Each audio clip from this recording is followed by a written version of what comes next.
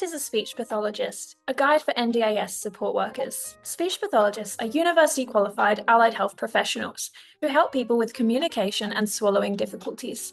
They work with people across the lifespan from infancy to elderly. Speech pathologists work within a wide variety of practice areas. This might include working with children who have speech sound disorders or language delays. With adults, it might be in rehabilitation, brain injury, or neurological conditions, to name a few. And with swallowing disorders, this would be across the lifespan. So this might involve a mealtime management plan for NDIS participants. Speech pathologists work across many different contexts, including schools, hospitals, community health, private practice, and disability services. Now let's look at a client example. Charlotte is a 14-year-old girl with autism spectrum disorder. She's interested in art and has a support worker who she sees weekly. Charlotte sees a speech pathologist to assist with her social communication skills.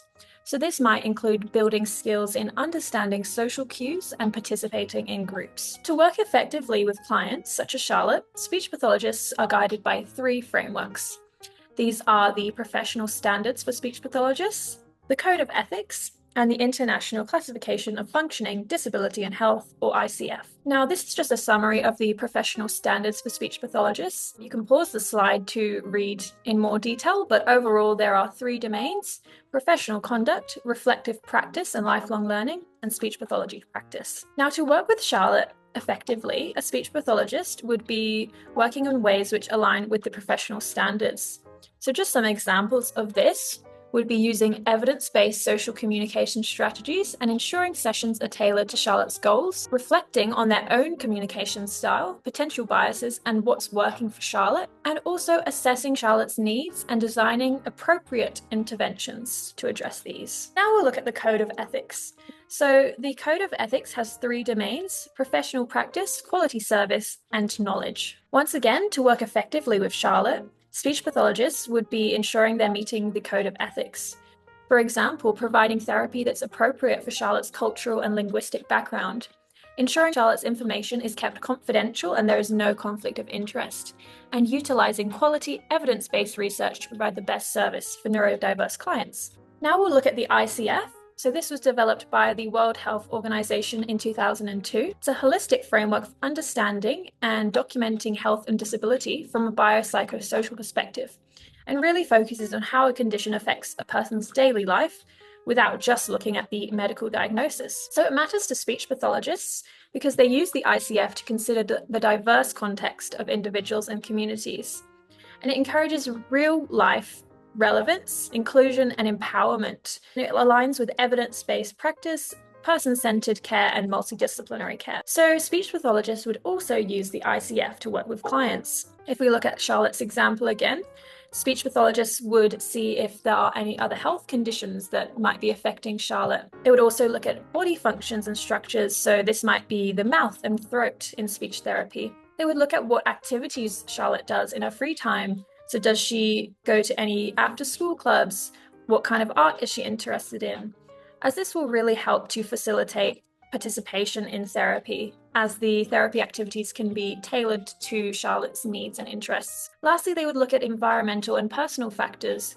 So this might involve collaborating with a support worker to see if speech homework activities can be carried out with the support worker. Now we will look at the NDIS Workforce Capability Framework. So this framework outlines the best practices for NDIS workers. It expresses the minimum expectations about attitudes, skills, and knowledge of all workers within the NDIS, so not just support workers, but also allied health professionals. It provides clear, practical examples of how workers should deliver support and what they need to know to be effective. Now, the NDIS Workforce Capability Framework is recommended but not compulsory for all staff to use. We'll look at the categories of the Workforce Capability Framework. So there's 5 categories, which are around the relationship between the client and worker, the impact the worker has, supporting the client, being present for the client, and checking in with the client. Now, if we bring this to Charlotte's example, the support worker would need to build a positive relationship with Charlotte, whilst also maintaining professional boundaries. They would also need to work within their own capabilities, making sure they're competent in working with neurodiverse clients. They would need to support Charlotte to make her own decisions, so not choosing things for Charlotte. And they would also need to be observant of Charlotte and remain flexible to her changing needs. Lastly, they should regularly check in to review progress progress to ensure that the support or therapy remains effective. Now we will bring together the 4 frameworks that we have looked at. Some similarities we can see are all frameworks are person-centered, focusing on the client's strengths, goals, and the context.